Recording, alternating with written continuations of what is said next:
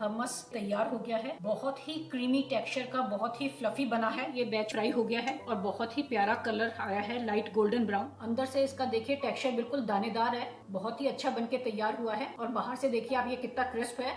देखिए हमारी पीटा ब्रेड बिल्कुल तैयार है। हमस फलाफल इसके अंदर बहुत अच्छे से मैंने स्टफ कर रखे हैं, बहुत ही डिलीशियस बनी है। नमस्कार दोस्तों, आज मैं आप लोगों के लिए लेकर आई हूँ शानदार मिडिल ईस्टर्न डिश का कंप्लीट कॉम्बो। तो इस कॉम्बो में हम बनाएंगे कुरकुरे फलाफल, क्रीमी ताहिनी, मजेदार हमस। अगर आप नए फ्लेवर ट्राई करना चाहते हैं और घर पर कुछ खास बनाना चाहते हैं तो ये वीडियो आपके लिए है। तो चलिए फिर इसको बनाना स्टार्ट करते हैं। सबसे पहले हम कुरकुरे फलाफल पे वर्क करेंगे। फलाफल बनाने के लिए हमने ये बॉइल्ड चने लिए हैं जिनका वेट 300 ग्राम्स है। चनों को बॉईल करने के बाद आप चाहें तो आप इसकी स्किन हटा सकते हैं। जो ऑथेंटिक फलाफल बनते हैं उन चनों की स्किन ऐसे हटा दी जाती है। ये मैं आपको एक दो चनों की स्किन हटा के दिखा रही हूँ। आप बस ऐसे हाथ से रब करें और ये स्किन बहुत आसानी से बाहर निकल आती है। जब चनों की इस तरीके से स्किन अलग होने लग जाए, इसका मतलब आपके चने बिल्कुल सही तरीके से बॉईल हुए हैं। ये चने, जिनको हम चिकपी भी बोलते हैं, इनको मैं ब्लेंडिंग जार में डाल दूंगी। एक मीडियम साइज की प्याज ली है, 4 से 5 हरी मिर्च, 8 से 10 गार्लिक क्लोव्स लहसुन की कली, 1.5 टीस्पून भुना हुआ जीरा, 1 टीस्पून नमक, हाफ कप हरा धनिया। देखिए ये हमने फलाफल के लिए जो मिक्सचर था वो ग्राइंड करके तैयार कर लिया है और आप इसका टेक्सचर देख सकते हैं। इसमें देखिए बिल्कुल पेस्ट भी नहीं है और ये इसमें थोड़े दरदरे थोड़े पार्टिकल्स दिख रहे हैं चने के, काबुली चने के और प्याज के, हरे धनिये की देखिए पत्ती दिख रही है। क्योंकि जो फलाफल बनके तैयार होते हैं वो अंदर से बहुत ही कुरकुरे होते हैं। तो कुरकुरे तभी होंगे जबकि ये कोर्सली ग्राइंड होगा। तो आपको इसका टेक्सचर इस तरीके का रखना है। जब मैंने इसको ग्राइंड किया तो इसमें पानी बिल्कुल ऐड नहीं करा। 1 टीस्पून रेड चिली फ्लेक्स। अब इसके अंदर हम बाइंडिंग एजेंट डालेंगे। तो मैं इसके अंदर हाफ कप बेसन ऐड करूंगी। अब मैं इसको 30 मिनट्स के लिए फ्रिज में रेस्ट करने के लिए रख दूंगी।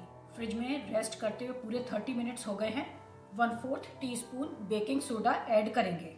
जब आप बिल्कुल इसको फ्राई करने वाले हो उसके एकदम थोड़ी देर पहले ही आपको ये बेकिंग सोडा ऐड करना है। तो आप ध्यान रखें कि जब आप फलाफल बनाएं तो आप इसके अंदर बाइंडिंग एजेंट जो कि बेसन है वो जरूर ऐड करें और इसको एटलीस्ट 30 मिनट्स के लिए फ्रिज में सेट होने के लिए जरूर रखें। हम हाथ को थोड़ा ग्रीस कर लेंगे और थोड़ा थोड़ा पोर्शन साइज लेके गोल शेप देंगे।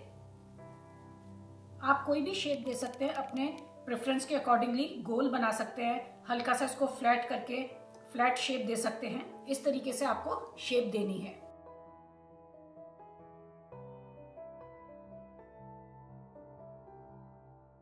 चलिए मैं सारे बना के फिर आपको दिखाती हूँ।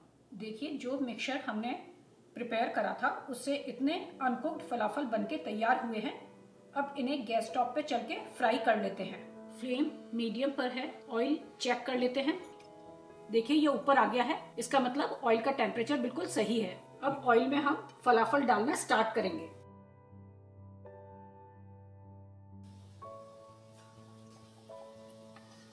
जब आप फलाफल को ऑयल में डालें तो एकदम से उसको चलाना नहीं स्टार्ट करें। जब ये हल्के से इनकी सरफेस मुझे गोल्डन ब्राउन दिखेगी तब मैं इनको स्टिर करना स्टार्ट करूंगी। देखिए अब ये सरफेस के ऊपर आने लग गए। अब हम इनको पलट लेंगे। फ्लेम को बहुत हाई नहीं रखें। अगर फ्लेम ज्यादा हाई रहेगी तो ये बाहर से तो डार्क कलर के हो जाएंगे और अंदर से कच्चे रह जाएंगे।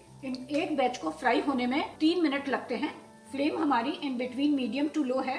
देखिए ये बैच फ्राई हो गया है और बहुत ही प्यारा कलर आया है, लाइट गोल्डन ब्राउन। इनको हमको और डार्क नहीं करना है। पैन में से निकालने के बाद भी इनकी हीटिंग प्रोसेस कंटिन्यूड रहती है और ये इनका कलर और डार्क होता जाएगा और ये और अंदर से सिकती जाएंगी। तो बस अब हम इनको पैन में से निकाल लेंगे। चलिए हमारे सारे फ्राई हो गए हैं। अब हम ताहिनी पर वर्क करेंगे। फ्लेम हमारी in between medium to low है। अब इस पैन के अंदर हम ये 3 टेबलस्पून तिल को भूनेंगे। फ्लेम को in between medium to low ही रखना है क्योंकि तिल बहुत जल्दी भुन जाते हैं। देखिए तिल को भूनते हुए पूरे 2 मिनट हो गए हैं और हल्का हल्का तिल का कलर भी चेंज होने लग गया है, लाइट ब्राउन। बस हमको इनको बहुत ज्यादा नहीं भूनना है। अब हम फ्लेम ऑफ कर देंगे और इनको ठंडा होने के लिए रख देंगे। फिर जब तक ये ठंडा होते हैं हम हमस पे वर्क करेंगे। देखिए ये उबले हुए चने हैं जिनको मैंने उबालने से पहले 12 घंटे के लिए पानी में सोक कर दिया था और फिर उसके बाद कुकर में डाल के 1 चम्मच नमक और 1/4 टीस्पून बेकिंग सोडा डाल के इनको कुकर में स्टीम दिए। 2 से 3 विसल देने के बाद जब इनकी पूरी स्टीम निकल गई तो मैंने इनको निकाल लिया। इनका पानी मैंने साइड में रख दिया, वो फेंका नहीं है, हम उसको भी यूज करेंगे थोड़े से पानी को। अब ये 300 ग्राम्स काबुली चने हैं जिसको चिकपी भी कहते हैं, ये मैं ब्लेंडिंग जार में डाल दूंगी।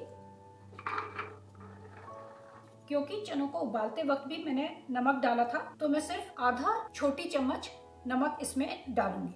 1/2 टीस्पून भुना हुआ जीरा, ये लहसुन की 7 कलियां हैं, आधे नींबू का रस।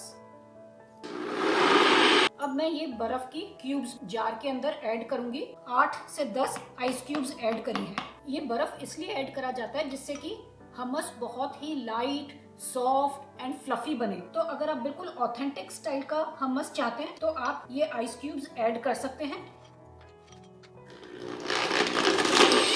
मैंने इसके अंदर 1/2 कप पानी ऐड किया है। अब हम इसके अंदर ताहिनी ऐड करेंगे और फिर दोबारा से इसको ग्राइंड करेंगे जब तक ये पूरा फ्लफी नहीं हो जाता है। तेल बिल्कुल ठंडे हो गए हैं। अब इनको ब्लेंडिंग जार में डाल लेंगे। अभी इनको ड्राई ग्राइंड करेंगे। देखिए अभी हमने इसको हल्का सा ड्राई ग्राइंड करा है। 3 टेबलस्पून सेसमी सीड के अंदर हम 3 टेबलस्पून ऑलिव ऑयल पोर करेंगे।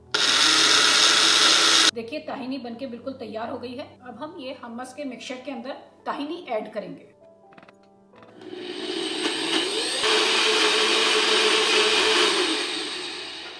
हमस विद ताहिनी बिल्कुल तैयार है और बहुत ही फ्लफी और बहुत ही अच्छा बना है। ये देखिए आप कितना फ्लफी है। ये इसलिए इतना फ्लफी बना क्योंकि इसके अंदर आइस क्यूब्स मैंने यूज करी थी। तो अगर आप इसको फ्लफी बनाना चाहते हैं तो आप आइस क्यूब्स यूज करिए। मैंने इसके अंदर टोटल एंड ऑल 1/2 कप पानी ऐड किया है। हमारा हमस भी तैयार हो गया, फलाफल भी तैयार हो गए। अब नेक्स्ट स्टेप मैं आपको दिखाती हूँ।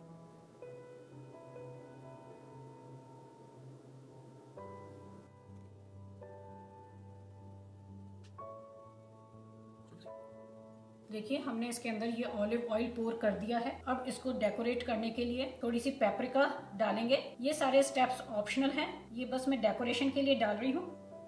हमारा हमस बनके तैयार हो गया है।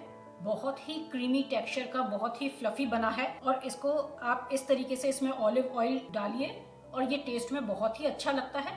आप इसको पीटा ब्रेड के साथ ले सकते हैं, फलाफल के साथ भी ये बहुत ही अच्छा टेस्ट देगा।